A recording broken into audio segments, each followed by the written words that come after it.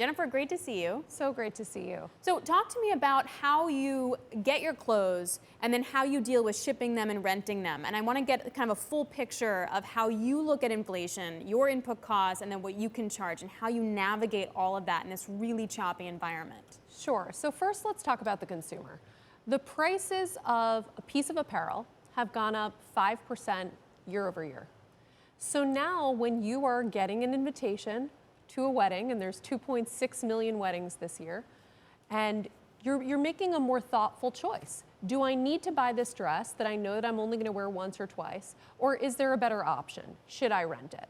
So I think that you have inflationary pressures where people are thinking about smarter decisions they want to make in terms of how they spend their money, coupled with the fact that you have a reopening where people actually want to experience life again, and they're spending their money on experiences, on concerts, on travel, etc. So it creates an incredible environment to kind of position Rent the Runway as a smarter way to get dressed for your everyday life, a smarter way to get dressed for your events. In terms of our inventory, we source our inventory directly from over 800 brands. And one of the key benefits of our platform is that we continue to monetize inventory over the course of multiple years. So we have an assortment on our platform that's new inventory from 2022, but also is inventory from previous years. So let's say there are supply chain issues where an order comes a week or two late. That doesn't really impact us in the same way that it impacts a traditional retailer, because we already have millions of items on our platform that women can choose from. So today we have one of the largest assortments of special occasion inventory, I would say, in the country, but certainly the largest assortment we've ever had, because we've been planning for this massive reopening of celebration. So you make a compelling case. So then I'm wondering if you could talk a little bit about the stock price. What do you feel like investors are not getting? The shares are down so much since the IPO. What do they not understand then about that story? Does it need to be profitable? And if that is, when does that happen? So we've outlined a clear plan of driving the business to free cash flow profitability, which is our #1 goal. We can do it with the cash that we have.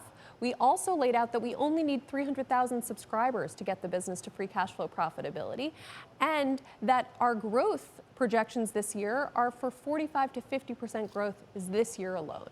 So we also have a community of millions of women who have rented the runway in the past for a special event. And we find that 50% of our subscribers actually come from former customers. So what this year is going to be about is building the funnel of customers that will fuel our growth not only this year, but fuel highly efficient growth for many years to come. Jennifer, it's Guy in London. Is the average spend going to go up? You described the kind of the logic behind the model.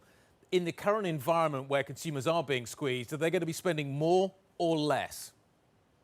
Well, on our platform, we're providing the customer with 20x the GMV value for her spend.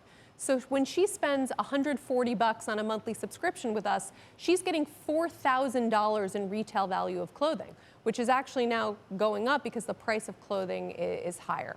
So the savings are already there, the enormous financial value that we deliver to the customer, in addition to the fact that she doesn't have to pay for cleaning, that it comes directly to her, and she's not paying for the shipping on our platform. So I think that that's added benefit. Now, let's think about what happened during the last kind of recessionary environment in 2008. We saw that in that last recessionary environment, there were two massive things that happened in the apparel industry. #1 is people still bought clothes. They still bought 68 new articles of clothing per year. They changed the places that they consumed those clothing from. So you saw massive growth in off-price, so businesses like Ross or TJ Maxx, and you saw the emergences of businesses like Gilt Group, who were providing kind of high-value brands at low prices. At that point in time, we did not have the resale market as another kind of trade-down option. Now, Rent the Runway is an option, just like a TJ Maxx, just like a Shein, just like an H&M, for a more efficient way to express yourself and get dressed for the many things you have going on in your life. So interesting that you mentioned that, because I also feel like competitors have been catching on to that. So now a lot of individual brands have either their own resale market, or they have their own rental option as well. That's a very different landscape than when you guys started. How do you manage that? Well, I think that from the consumer standpoint, the reason why the consumer comes to us is for unlimited variety. She wants millions of choices. She wants the 800 brands. I think that the consumer doesn't want to wear the same brand all day, every single day. It's like, what's the value proposition of having a subscription just to Dua Lipa as opposed to having a subscription to Spotify? You want the world of music at your fingertips, just like Rent the Runway gives you the world of fashion. So we think it's fantastic that brands are, innovating and pushing and understanding that secondhand commerce is here to stay and has to be part of their business model. And that's why we have 100% retention of the 800 plus designer brands that we work with over 13 years. Jennifer, is this special occasions or is this back to work as well?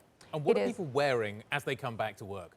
So it is back to work. It's special occasions, it's vacations, it's everyday life. What we're finding across every single use case is they are wearing the most colorful, the most fashion forward, the most celebratory, and the most scandalous inventory that I have seen in 13 years of being in business. Now, let's talk about work specifically.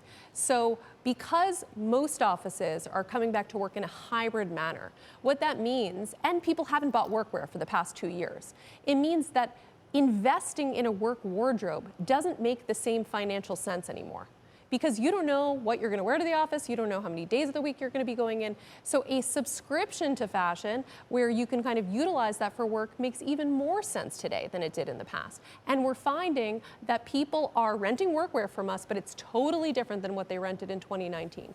They're renting and feel more comfortable wearing more fashionable things to work, wearing more casual things to work, wearing a pink blazer as opposed to a black blazer, wearing a dress with a print on it as opposed to just wearing a black shift dress. And I think that that means for women that they have more choices, but it also leads them to need more variety. Women can't wear that same black suit to work anymore and shift out their blouse every single day. Right.